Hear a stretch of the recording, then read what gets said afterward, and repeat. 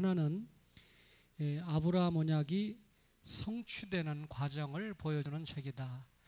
아브라함을 통해서 이스라엘 나라가 만들어진다고 그랬는데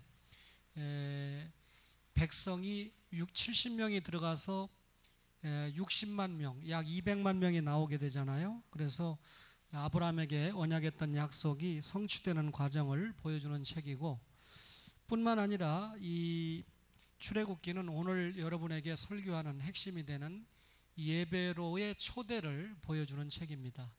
내 백성을 보내라. 애굽을 나올 목적이 하나님을 섬기러, 광야에서 하나님을 섬기기 위해서 나오는 것이다. 예배로의 초대를 보여주는 책이 출애굽기고, 세 번째는 이스라엘 백성을 제사장 나라 삼는다는 겁니다. 이미 말씀드린 대로 아담과 노아 때 전 인류를 통해서 만들기 원했던 하나님 나라, 백성들이 거부를 했습니다. 그래서 하나님께서 이스라엘이라는 나라를 통해서 하나님 나라를 이루어가기 원하니까 당연히 이스라엘 나라는 제사장 나라가 돼야 되겠죠. 이스라엘을 기점으로 해서 하나님 나라가 확장돼야 되니까, 그 신약적으로 말하면 예루살렘부터 유대 사마리아를 거쳐서 땅끝까지. 마지막 네 번째는 예배의 장소인 성막을 건립하는 것이 출애굽기에 나타난 중요한 과제죠. 성막은 예배의 장소입니다. 그래서 이 네 가지를 이해하시면 출애굽기라는 성경이 쉽게 이해가 되는데, 당시 애굽의 왕이 바로 왕입니다. 그리고 애굽에서 이스라엘 백성을 출애굽시키는데 사용받은 주의 종은 모세죠. 바로 왕이 오늘 모세에게 한 질문이 여호와를 섬기러 갈 자가 누구냐? 이렇게 물은 겁니다. 여러분, 이 말은 모세의 요구에 대해서 바로 왕의 대답이죠. 모세가 내 백성을 보내라 그러니까 여호와를 섬기러 갈 자가 누구냐? 이렇게 답한 건데, 우리가 출애굽기 이제 5장 1절을 보세요. 제일 처음에 출애굽기 5장 1절에 보니까, 자, 그 후에 모세와 아론이 바로에게 가서 이르되 이스라엘의 하나님 여호와께서 이렇게 말씀하시기를, 시작, 내 백성을 보내라. 그러면 그들이 광야에서 내 앞에 절기를 지킬 것이니라. 내 백성, 하나님의 백성, 이스라엘 백성을 보내래요. 이유가 뭡니까? 광야에서 하나님을 예배하기 위해서, 섬기기 위해서 보내라 그랬거든요. 근데 보냅니까? 안 보냅니까? 안 보내요. 그래서 결국 이 바로와 애굽이 몇 가지 재앙으로 얻어 터지죠? 10가지 재앙으로 얻어 터져야 손을 들고 하나님의 백성들을 보내게 되는데, 출애굽기 7장 16절을 보세요. 출애굽기 7장 16절을 읽기 전에 8절에 보면 제목이 뭐라고 되어 있나요? 뱀이 된 아론의 지팡이, 이렇게 되어 있어요. 근데 첫 번째 재앙의 내용이 뭡니까? 나일강이 피가 되는 거죠. 7장 16절을 보세요. 7장 16절에 보니까 그에게 이르기를, 히브리 사람의 하나님 여호와께서 나를 왕에게 보내어 이르시되, 시작, 내 백성을 보내라. 그러면 그들이 광야에서 나를 섬길 것이니라 하였으나 이제까지 내가 듣지 아니하도다. 자, 첫 번째 재앙을 앞에 두고 내 백성을 보내라. 보내는 이유가 뭡니까? 광야에서 나 하나님을 예배하기 위해서. 안 보내요. 두 번째 재앙이 뭡니까? 8장에 보면 개구리 재앙입니다. 그렇죠? 8장 1절을 보세요. 8장 1절. 여호와께서 모세에게 이르시되 너는 바로에게 가서 그에게 이르기를, 여호와의 말씀에, 시작, 내 백성을 보내라. 그들이 나를 섬길 것이니라. 그런데 그 다음 절에 보니까 거절하면 이래서 벌칙이 나오는데 안 보냅니다. 내 백성 보내라. 내 백성은 하나님 앞에 예배할 백성이다. 네 번째 재앙을 보세요.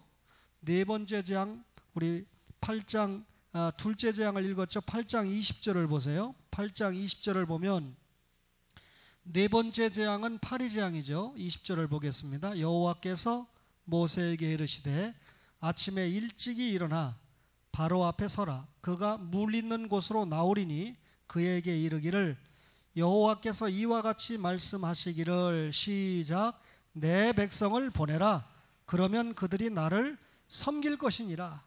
네 번째 재앙에도 내 백성 보내라. 하나님 섬겨야 된다. 말 안 들어요. 그죠? 그래서 여러분 9장 1절로 가보실까요? 다섯 번째 재앙은 가축 재앙인데 9장 1절 또 보겠습니다. 여호와께서 모세에게 이르시되 바로에게 들어가서 그에게 이르라 히브리 사람의 하나님 여호와께서 말씀하시기를 시작 내 백성을 보내라 그들이 나를 섬길 것이니라. 그런데 또 강팍에서 거부합니다. 9장 13절을 볼까요? 9장 13절을 보면 일곱 번째 재앙인 우박 재앙이죠. 여호와께서 모세에게 이르시되 아침에 일찍이 일어나 바로 앞에 서서 그에게 이르기를 히브리 사람의 하나님 여호와의 말씀에 시작 내 백성을 보내라 그들이 나를 섬길 것이니라. 자, 여기까지 출애굽의 지도자 모세가 바로 앞에 가서 요구하는 게 뭡니까? 내 백성을 보내라. 이유가 뭐죠? 하나님을 섬겨야 된다. 하나님의 백성은 애굽의 우상을 섬기는 것이 아니라 하나님을 섬겨야 된다. 그렇죠? 자, 네 번째 재앙인 파리 재앙으로 돌아갈게요. 8장 25절 보세요. 8장 25절을 보면 자, 20절에 보면 네 번째 재앙 아닙니까?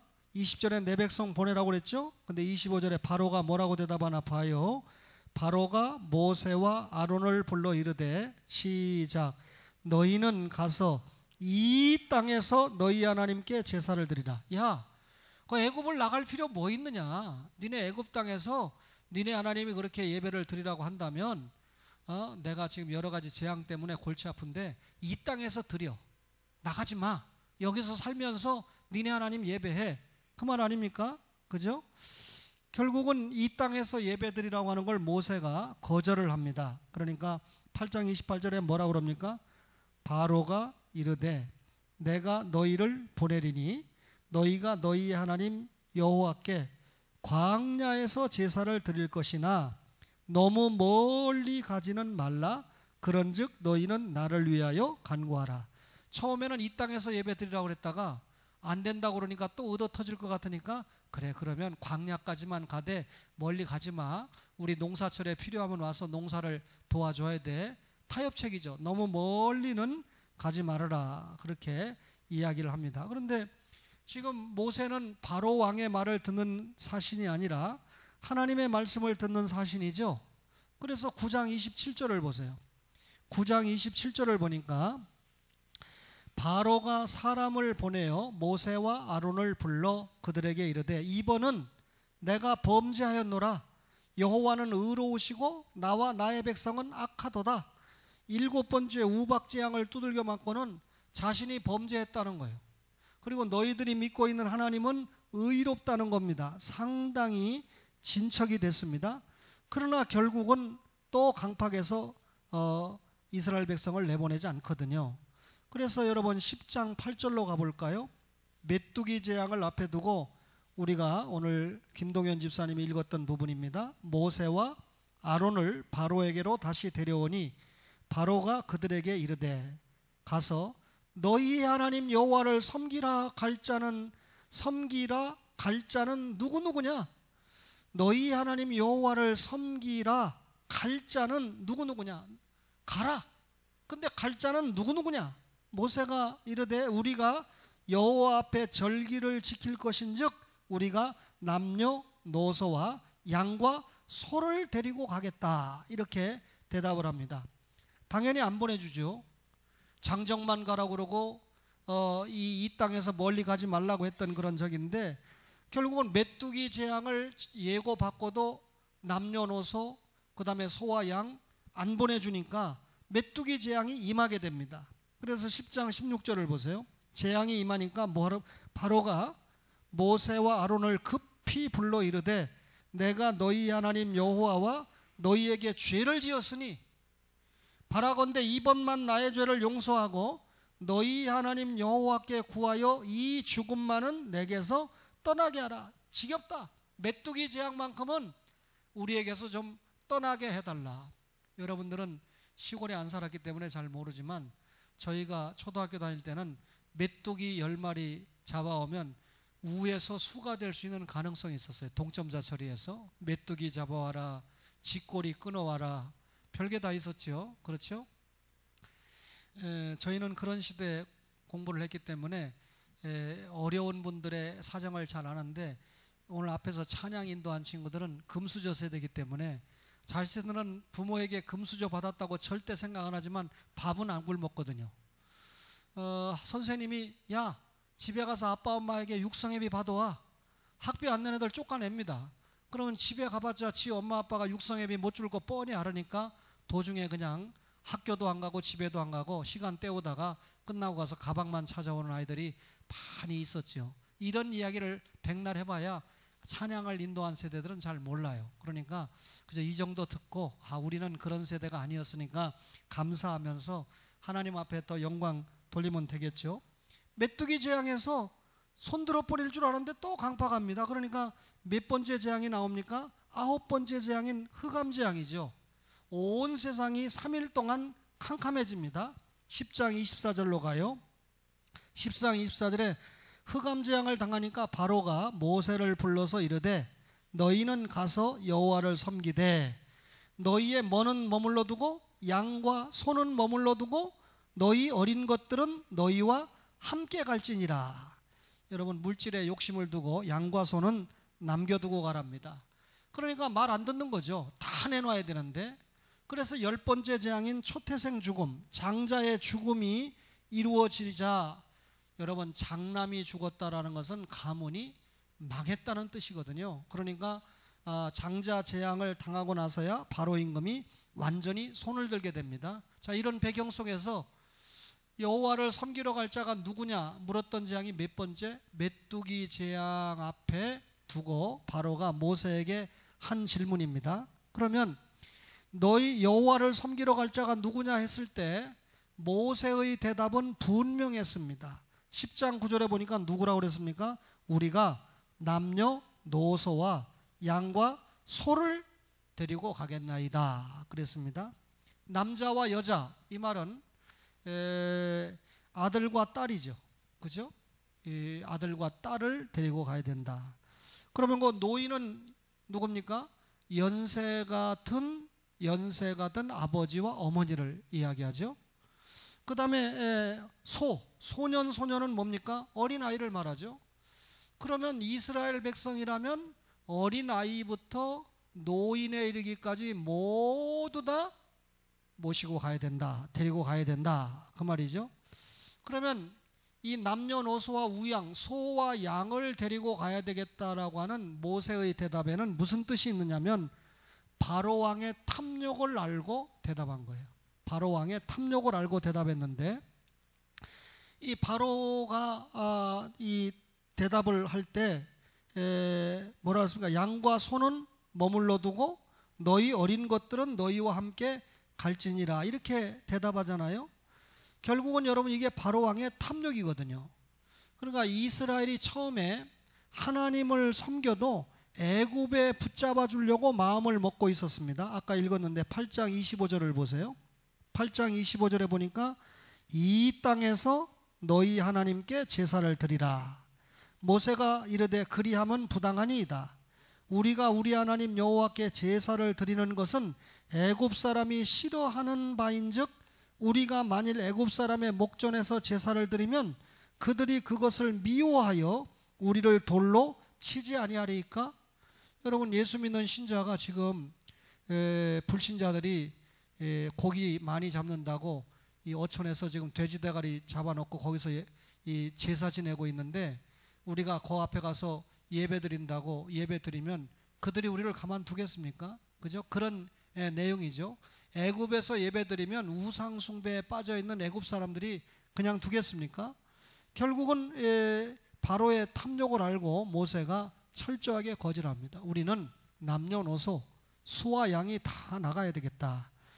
여러분, 이 말씀 가운데는, 이 대답 가운데는 모세가 남녀노소가 다 나가야 된다라고 하는 대답 가운데는 하나님을 경외하는 것은 이스라엘 전 민족이 대상이다. 그러니까 이스라엘 민족, 하나님 앞에 택함을 받은 특정한 사람만 하나님을 섬기는 것이 아니라 아들도 딸도 아버지도 어머니도 그리고 어린 아이들까지 모두 다 이스라엘의 하나님을 섬겨야 된다. 히브리인의 하나님을 섬겨야 된다. 그래서 아브라함의 하나님, 이삭의 하나님, 야곱의 하나님입니다. 이스라엘 백성들이 애굽을 떠나야 될 목적이 뭐냐? 굳이 애굽을 떠나야 되는 목적은 광야에서 하나님을 섬기는 예배하기 위해서. 그러니까 여러분들이 저가 혹 오해하기를 예수님의 십자가의 보혈로 구원받았다, 여기서 끝나는 게 아닙니다. 구원을 시켜주신 목적이 뭡니까? 하나님께서 예배받기 위해서, 하나님께서 영광을 받기 위해서. 그럼 예배가 뭐죠? 이렇게 공적으로 예배드리는 것만 예배입니까? 생활 예배도 예배라고 그랬죠. 공적인 예배를 잘 드리면 이 시간에 말씀을 듣고 하나님과의 경건 관계가 유지돼서 세상에 나가서도 가정생활에, 직장생활에, 사회생활에 경건을 유지하는 생활 예배죠. 결국은 하나님 앞에 예배를 잘 드리도록 하기 위해서 하나님이 우리를 구원시킨 거예요. 하나님을 영화롭게 하기 위해서 하나님이 우리를 구원시킨 겁니다. 그러니까 전 이스라엘 백성은 하나님을 섬겨야 된다. 그래서 전 이스라엘 민족은 하나님을 섬겨야 되기 때문에 애굽에 있으면 안 되고 우리는 애굽에서 나가야 된다. 목적은 하나님을 섬기기 위해서. 그렇죠? 이때 누구도 나가야 된다 그랬습니까? 양과 소도 하나님을 섬겨야 된다. 10장 9절에 보니까 양과 소를 데리고 가겠나이다 그랬습니다. 여러분, 사실은 하나님께서 선민인 이스라엘 백성들에게 약속한 것 가운데 3장 21절의 말씀을 잊어서는 안 돼요. 출애굽기 3장 21절의 말씀을 보면 내가 애굽 사람으로 이 백성에게 은혜를 입히게 할지라. 애굽 사람이 이스라엘 백성의 은혜를 입히는 게 뭡니까? 너희가 나갈 때 시작 빈손으로 가지 아니하리니 여인들은 모두 그 이웃 사람과 및 자기 집에 거류하는 여인에게 은폐물과 금폐물과 의복을 구하여 너희의 자녀를 꾸미라. 너희는 애굽 사람들의 물품을 취하리라 그랬습니다. 430년 동안 종살이 했으니까 이스라엘 백성들이 애굽에서 430년 동안 종살이한 품삯만 가지고 가도 엄청난 것을 가지고 가는 게 합당한 이치 아니겠습니까? 빈손으로 나가지 않는다라고 하는 게 하나님의 약속이에요. 근데 이스라엘 백성들이 힘이 있어가지고 애굽을 무찌르고 가면 다 빼앗아서 갈 수 있지만 그런 입장이 아닙니다. 여전히 종입니다. 그런데 하나님이 10가지 재앙을 동원했을 때 저들은 애굽을 나가게 되잖아요. 10번째 재앙 앞에 9번째가 뭐죠? 흑암재앙입니다. 자, 10장 24절을 보세요.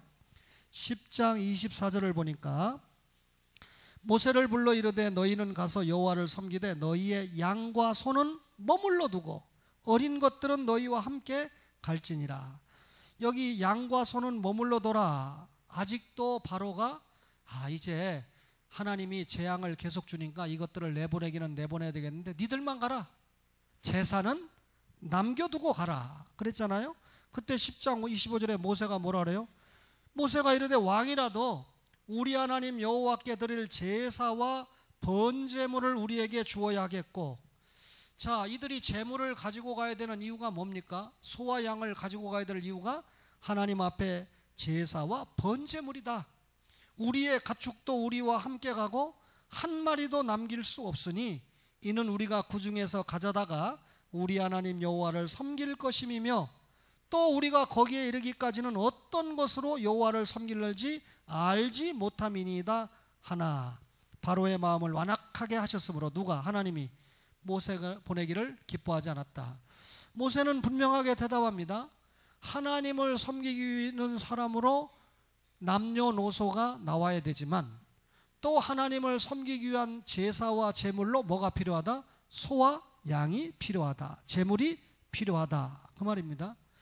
이 소와 양은 하나님의 것이다. 하나님 앞에 드려야 될 희생 제물이다. 그러니까 내놔야 된다. 그 말이죠. 여러분, 만약에 이스라엘 백성들이 종살이하면서 자신들이 길렀던 소와 양을 그대로 내버려 두고 오면 결국은 애굽 사람들의 우상 제물로, 우상에게 절하는 제물로 사용을 받을 수밖에 없습니다. 그러니까 예수 믿는 신자는 하나님께 드려지는 것이 하나님께 가도록 해야지 우상 제물로 드려지는 것을 원치 않습니다. 그렇죠? 여러분, 똑같은 제물이지만 여러분과 저의 손에 잡히면 하나님 앞에 사용됩니다. 그러나 불신자의 손에 잡히면 하나님께 드려지는 제물이 아니라 여러분, 불신 세상을 즐겁게 하는 제물로 사용을 받을 수밖에 없습니다. 창조주의 목적이 뭡니까?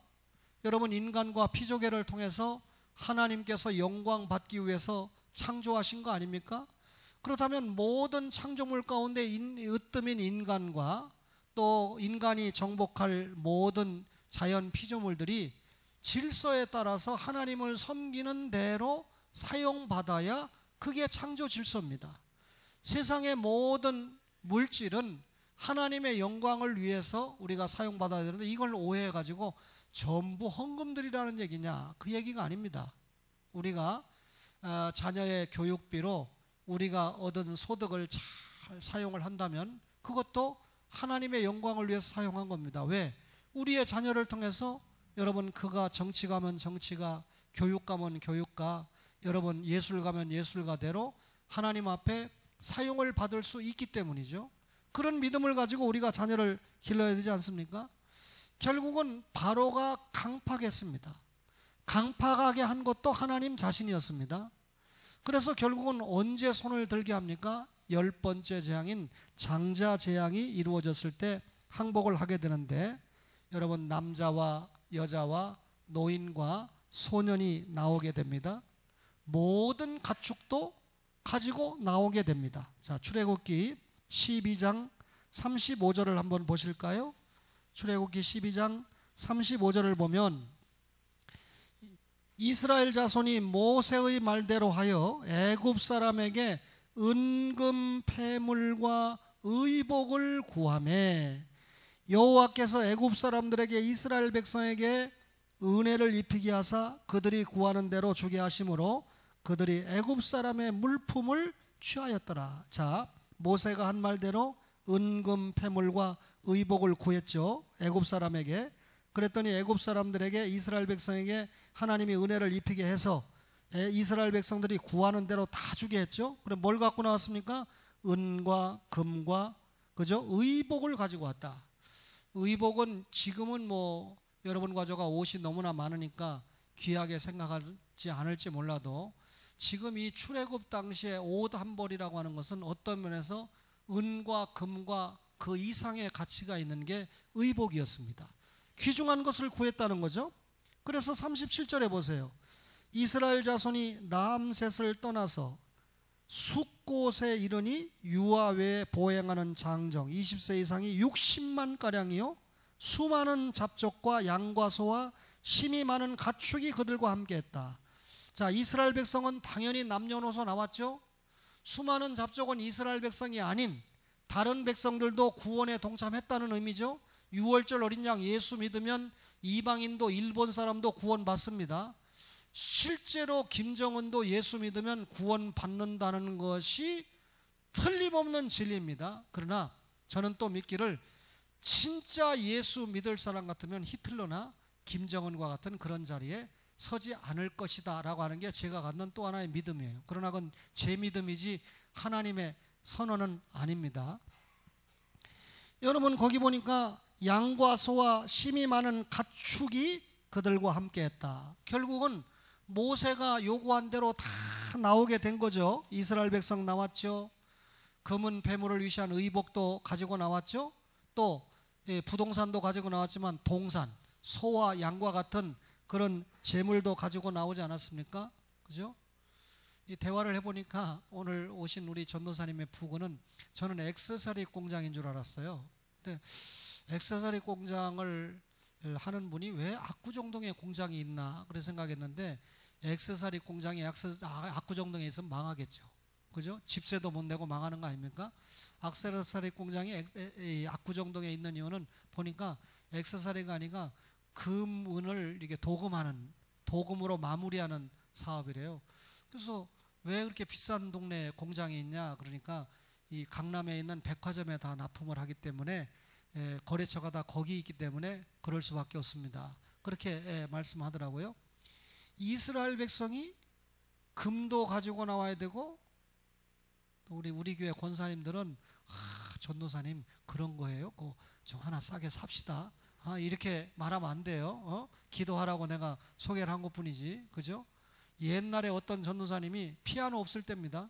피아노 없을 때인데 신방을 가가지고 그 피아노 있는 집에만 가서 신방한 거예요. 전도사님이. 그래서 우리 아이가 피아노를 배워야 되는데 피아노를 살 돈이 없는데 1년 10달 노래해가지고 그 집사님이 전도사님에게 피아노를 주고 시험 들어서 교회를 안 나왔어. 그런데 그걸 뒤늦게 담임 목사님이 알았어요. 그래가지고 전도사님을 치리했습니다. 무슨 말인지 알죠? 안현숙 사모님 지금 누군지 알죠? 예. 그러니까 참 기가 막힌 시대를 살았습니다. 그죠? 그러니까 우리 목사와 사역자들은 다 욕심을 내려놓고 살지만 어쨌든 이스라엘 백성들이 금은을 가지고 나왔는데 그거 나중에 어디다 썼습니까? 성막을 건립하는데 다 냈잖아요. 그러니까 애굽에서 그걸 가지고 나왔을 때 내 욕심을 채우기 위해서, 치장하기 위해서 가져온 것이 아니라 결국은 하나님을 섬기는 데 필요한 제물로 쓰기 위해서 가지고 나왔던 겁니다. 그러니까 성막이나 성전 안에는 금과 은으로 만들어진 게 너무 많다 보니까 이방 도적놈들이 그걸 노린 거예요. 그걸 자꾸 빼앗으려고 하니까 성전 곁에다가 성벽까지 쌓은 거죠. 그죠? 성벽을 쌓아서 이방인들의 침략을 막기 위해서. 자, 여러분, 애굽 땅 람셋에서 출발해서 장정만 60만이니까 대략 200만 명이라고 계산을 하는 이유가 거기에 있죠. 수많은 잡족이라고 그랬으니까 이방인들도 얼마든지 예수 믿으면 구원에 동참한다는 것을 보여주고 있죠. 양과 소, 피조물들도 여러분 얼마든지 하나님께 영광을 돌리는 존재로 사용받을 수 있다. 그러죠? 오늘 처음 나온 가족들이 교회에서 식사를 하는데 반찬이 이것저것 많다 보니까 우리 김동숙 집사님이 돈을 잘 벌어야 돼요. 그래야 소분함 권사님하고 함께 반찬을 더 늘어나게 돼 있습니다. 질도 높아지고. 그러니까 잘 먹으면서 맛있다고 그러면서 말 안 해도 내가 다 알거든요. 교회 밥은 왜 이렇게 맛있는지 몰라. 교회에서 먹는 밥은 왜 이렇게 맛있는지 몰라. 근데 저도 맛있는 거 아는데 저는 조금밖에 못 먹었어요. 맛이 없어서 조금밖에 못 먹은 게 아니라, 용서하세요, 이 시간에 설교하다 보니까 너무 많이 먹어가지고 그래 버리면 여러분들이 은혜가 안 되잖아요. 목사로서의 매너를 지키기 위해서는 조금만 먹었는데 앞에 계신 분들은 맛있다고 그러면서 열심히 잡사주는 거예요. 보니까 사실은 점심을 먹으면 오후 예배를 드리고 가는 게 예인데 점심만 먹고 가지 오후 예배하고는 전혀 관계없어요. 오후 예배 안 드리려면 집에 가서 밥 먹지 왜 남들 설거지 더 시키고 고생을 시킵니까? 그래도 여러분 오전 예배 드리고 밥만 먹고 가는 사람들은 초신자다. 아직까지 양육이 많이 필요하다 생각하니까 그래도 여러분들이 커피도 타다 주고 신경을 쓰고 그렇게 하는 것 아니겠습니까? 여러분, 오늘 이런 말씀을 통해서 우리가 건축위원회 헌신예배니까 정리를 해봅시다. 우리 초원교회는 누구든지 나와야 됩니다. 남자도 나와야 되고 여자도 나와야 되고 노인도 나와야 되고 또 어린아이도 나와야 됩니다. 그러니까 어린아이는 용서하세요, 헌금을 안 하는 부류니까 조용히 해, 무시해버리고, 또 할머니들도 경제력이 떨어졌으니까 저쪽으로 가 계세요, 이거 아니고, 여러분 어린아이는 교회의 미래 세대니까 섬겨줘야 되고, 할머니 할아버지는 젊었을 때 주님을 잘 섬겼거나 지금은 이제 은퇴한 입장이니까 우리가 어른으로서 잘 섬겨야 되고, 오늘 사회를 본 김동현 집사님이나 박병진 집사님이나 김민희 집사님과 같은 한참 동안 주님 앞에 일할 수 있는 시대의 성도들은 장정이니까 자신이 받은 시간과 공간과 몸과 마음과 물질까지 하나님 앞에 드리면서 충성하는 거죠. 누구든지 올라와야 됩니다. 우리 초원교회 여러분, 남자, 여자, 노인, 아이, 잘 배운 사람, 못 배운 사람, 부유한 사람, 가난한 사람, 학벌이 좋은 사람, 학벌이 모자란 사람, 전라도 사람, 충청도 사람, 아무 관계 없습니다. 누구든지 주님 앞에 올라와서 하나님을 섬길 수 있는 축복의 교회, 예배하는 교회 될 수 있기를 주님의 이름으로 바랍니다. 여러분, 저는 우리 오늘 박미정 집사님이 영적으로 목사와 통했다. 늘 영적으로 깨어있는 분들은 그렇게 기도하죠. 이 어머니 아버지들이 이 3층까지 올라오시는데 얼마나 힘이 드는 거 몰라요. 여러분들은 뭐 당장 내가 힘들지 않으니까 뭐 이렇게 힘들까 생각하는데, 저도요 어떤 때는 이 1층에서 3층까지 올라오는데 천리길 같아요. 이제 제가 그런 정도라 그러면 저보다 연세가 많은 분들은 어떻겠어요? 그런데도 이렇게 귀한 어머니들이 이 3층까지 올라오셔서 예배를 드리는데, 세상에 옛날에 목사가 영적이지 못하고 그렇다고 육적이지도 못해서 계산도 못해가지고 승강기가 없는 이런 건물, 엘리베이터도 없는 이런 건물을 분양을 받다니. 제가 또 관리비가 이렇게 비싸고 관리가 이렇게 어려운 줄 알았으면 단독 건물에 들어오지 이런 복합 집합상가에 안 들어옵니다. 수많은 잡족이 있는 상가입니다. 여기가. 오해하지 마세요. 예? 예? 정말 통일되지 않아요. 정말 자기 이속만 차리는 사람들이 너무나 많아요. 그래서 장사꾼인지 모르겠어요. 어쨌든 여러분, 승강기가 없는 그런 건물이다 보니까 앞으로 이 어른들이 연세가 더 드시면 어쩔까. 몸이 아픈 최아무개 집사님도 그 가까운 병원 교회 가서 예배를 지금 드린다고 그러는데 어떻게 말리겠어요? 승강기가 있으면 우리 교회 오라고 그러겠지만 3층까지 누가 얻고 올라와서 예배 드리겠습니까? 그러니까 정말 예배를 드리는 공간으로서 너무나 제한을 받고 있을 뿐만 아니라, 우리가 이 3층인데 옥상에 아무리 방수를 잘해도 작년 초에 방수한 것 같은데 또 새요. 예배당도 새고 태권도장도 새고 피아노 학원도 새고 수리해놔도 또 셀 겁니다. 도리가 없습니다. 그런데 이 방수 비용은 너무나 비싸요. 우리 교회가 전체를 관리하고 있으니까 그나마 현재 약간의 수리도 되고 버텨왔지만, 앞으로 교회가 이런 문제에서 자유하게 되면 이 관리가 제대로 되겠느냐 할 때, 여러분들은 잘 모르지만 옛날에 이원조 목사님과 배성희 사모님이 올라오셨을 때 미국에서 나오면, 목사님, 초원교회는 마귀 소굴에 있습니다. 교회는 영적인데, 예배가 영적인데 왜 환경이 완전히 거미줄부터 시작해가지고 시커멓게 도색도 안 되고 간판은 제멋대로 걸려있고 관리가 안 되니까 엉망진창일 때가 있었거든요. 그러니까 이런 마귀 소굴에서 예배를 드립니까? 라고 안타까움을 표한 적이 있습니다. 거기다 여러분, 목사가 요즘 수요 예배를 드리면서 지금 이 예배를 드리면 굉장히 소망이 있어요. 다들 나를 좀 보세요. 우리 지금 이 예배를 드리는 이 세대 가운데는 만 24세 내지 25세가 최하의 나이예요. 얼마나 소망이 있습니까? 그죠? 여기에 이 찬양 인도한 청년들이 만 25세부터 만 한 30세 사이에 들어있으니까 얼마나 미래가 밝습니까? 그런데 이들이 새벽 예배에 나오는 사람 없어요. 새벽 예배 최저 연세가 51세예요. 최고 연세가 우리 교인으로서는, 용서하세요, 장시원 집사님과 윤군자 집사님 중에 누가 언니입니까? 예? 예? 윤군자 집사님 연세 더 많으세요? 예. 윤군자 집사님이 최고 고령자입니다. 근데 아침에 설교했던 대로 다른 교회에서 나오시는 분, 21년째 나오시는 분, 이 최남순 권사님이 83세예요. 그리고 또 한정자 집사님하고 이렇게 대표적으로 연세 드신 분이 나오고 있죠. 근데 우리는 51세가 최저니까 나이가 높다는 말입니까? 낮다는 말입니까? 고령이라는 말이 40대가 없어요. 30대 전혀 없습니다. 그러면 수요 예배는 어떠냐? 수요 예배로 딱 옮겨놓고 봐도 항상 봐도 51세가 최저 연세예요.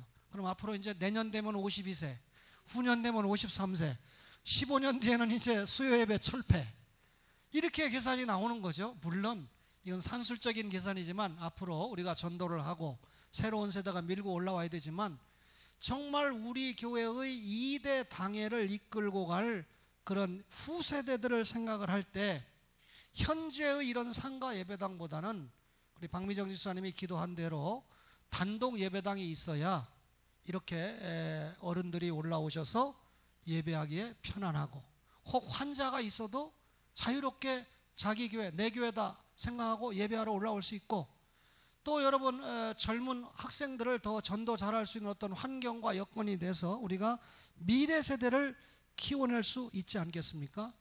건축위원회 헌신 예배를 드리면서 모든 누구든지, 믿는 누구든지 초청하고 환영하는 교회, 그러면서도 오늘 이 건축위원회 헌신 예배를 드리는 여러분과 저가 현재의 예배당도 하나님 앞에 감사하지만 적어도 어른들과 장애인들이 올라오는데 전혀 지장 없는 엘리베이터를 갖춘 예배당, 그리고 차세대를 준비해 갈 수 있는 축복의 교회로 만들어 가는데 여러분과 저가 모두 다 온 믿음이 하나가 되는 은혜가 있기를 주의 이름으로 축원합니다.